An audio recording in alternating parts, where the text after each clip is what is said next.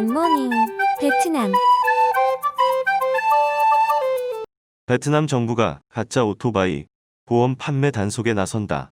2일 베트남 교통경찰국에 따르면 오는 6월 14일까지 전국 도로에서 오토바이, 자동차의 보험 가입 여부를 집중 단속한다.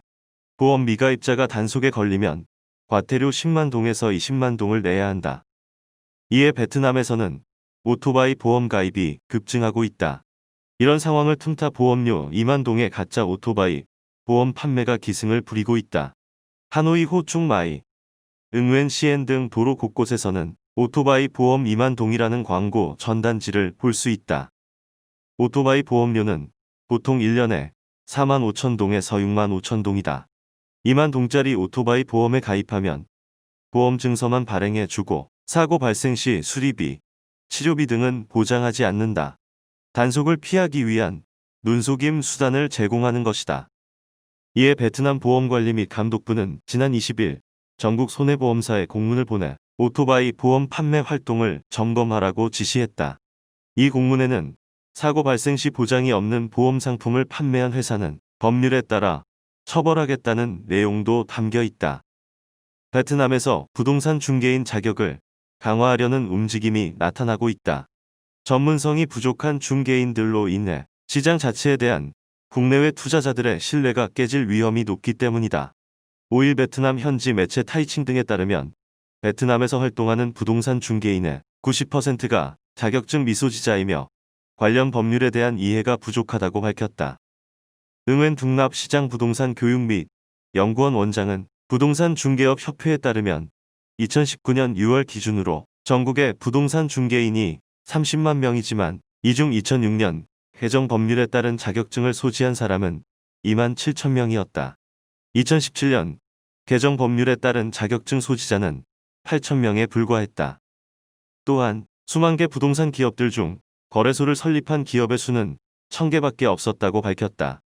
베트남에서는 부동산 중개사 자격증을 취득했더라도 부동산 법률이 개정되면 시험을 거쳐 자격증을 다시 취득해야 한다. 이 기준대로라면 베트남 내 부동산 중개인 중 자격증 소지자는 약 2.6%에 불과하다.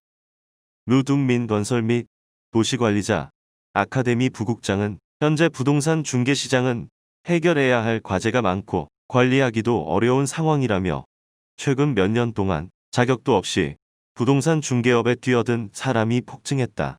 개인 페이스북이나 주택 매매 그룹 홈페이지에 주택을 구매하고 싶다는 글을 올리면 몇 분 내에 중개인들의 댓글 수백 개가 달린다. 중개 능력이나 관련 법률에 대한 이해가 부족한 중개인들이 고객을 우롱하는 상황이라고 강조했다. 이에 전문가들은 중개인이 되기 위한 평가, 자격증 발급 제도를 조정하는 한편 기존 중개인들에 대한 교육을 강화해야 한다고 지적했다. 중개인들이 자질이 향상되어야 부동산 시장이 성장을 지속할 수 있기 때문이다. 현재 베트남 정부 및 경제계에는 코로나19 이후 단기간 내 경제를 회복하려면 부동산을 통해 외국 투자를 유치하는 것이 현실적인 방안이라는 공감대가 형성돼 있다. 전문성이 부족한 중개인들은 국내외 투자자들에게 불신을 안겨주고 결국 베트남 부동산 업계는 물론 외국인 투자 유치 활동에 타격을 줄 가능성이 높다. 부정부패 청산의 속도를 내고 있는 베트남 사정당국의 칼날이 포스코와 롯데건설로 향하고 있다. 내년 1월 새로운 지도부를 구성하는 공산당 전당대회를 앞두고 체제를 공고히 하려는 현 최고 권력자인 응웬푸 중서기장은 어느덧 자신을 상징하게 된 권력형 비리 척결에 더욱 힘을 싣고 있다. 최근 개최된 부패방지위원회에서 중 서기장은 5가지 주요 사건에 대한 강력한 조사를 지시했다. 여기에는 무려 34조 5천억 동이 투입된 다낭광흥-I 고속도로 부실 공사가 포함됐다. 이 공사에는 포스코와 롯데건설이 일부 구간 패키지에 참여했다. 당시 포스코가 계약한 구간이 개통 일주일 만에 고속도로에 금이 가고 팥홀이 생기면서 부실 공사 논란이 컸었다. 그 뒤 2년이 넘게 진행됐던 조사는 올해 초 코로나19로 잠시 중단됐다가 중 서기장의 지시로 다시 급물살을 타는 모양새다.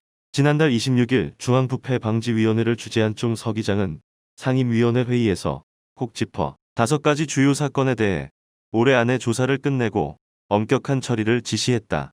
그 중에는 베트남 고속도로 개발투자공사가 발주한 다낭 꽝응아이 고속도로 공사가 건설 규제 위반이 심각한 결과를 초래한 경우에 해당되면서 두 번째 순위로 부정부패 리스트에 올랐다. 중 서 기장은 이날 내년 예정된 당 대회를 비롯한 모든 정치적 의무를 잘 이행하기 위해 부패와의 전쟁은 계속 추진될 필요가 있다며 강한 의지를 표명했다. 국가 권력 1순위인 서 기장과 2위인 주석을 겸직하면서 호치민 주석 이후 통일 베트남 역사상 가장 막강한 권력을 가진 중 서 기장이 지난 2018년 취임과 동시에 내세운 것이 부패 척결이다. 특히 권력형 비리에는 가차 없는 모습이다. 지난 2019년 12월에는 전 정보통신부 장관을 1심에서 사형, 대법에서 종신형을 받게 한 충격적인 판결을 국영통신사인 모비폰이 연루된 부정부패 사건으로부터 이끌어냈다. 내년 1월 향후 5년을 이끌 새로운 지도부를 뽑는 공산당 전당대회까지 연착륙을 바라는 중 서 기장은 체제 안정을 위해 자신의 상징과도 같은 부패와의 전쟁을 멈추지 않을 전망이다.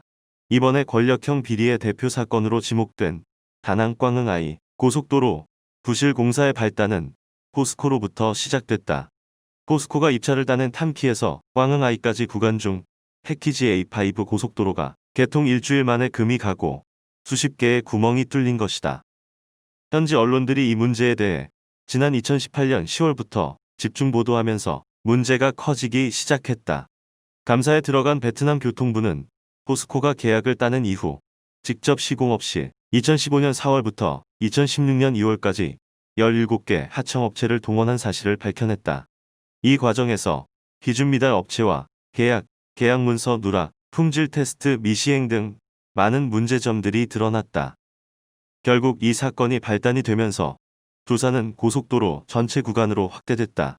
사건 발생 초기 문제가 됐던 A5 패키지로 한정될 것으로 전망됐던 조사가 전체 구간으로 확대된 것에 대해 중 서 기장의 의중이 반영된 것 아니냐는 관측도 나온다. 중 서 기장이 국가주석에 취임한 시기는 고속도로 부실공사 논란이 발생한 때와 겹친다. 일본 국제합작기관, 국제은행, 베트남 정부 예산이 투입된 35조 5천억 동이라는 거대한 규모의 부실공사이다 보니 부패 청산을 앞세운 중 서 기장에게는 여러모로 좋은 시범 케이스가 된 셈이다.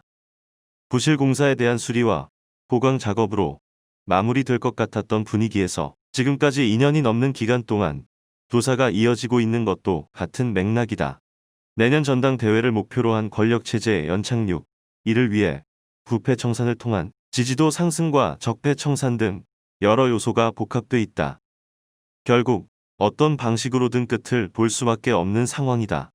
부실 논란을 야기한 포스코를 비롯해 조사가 확대됨에 따라 롯데건설 등도 베트남 사정당국의 레이더망에서 벗어나기 힘들 것이란 이야기다.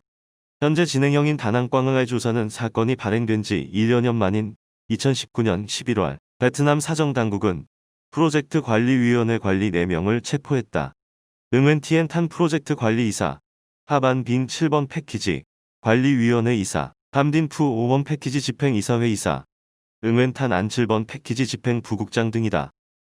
이후 올해 2월 분우쿠의 1번 패키지 이사, 꽝트롱 투안 3B 패키지 이사, 응웬 쿠옹 하이 6번 패키지 디렉터, 판칸 토안 4번 패키지 디렉터, 판응옥 톰 2번 3B 패키지 부국장 등 5명을 추가 기소했다.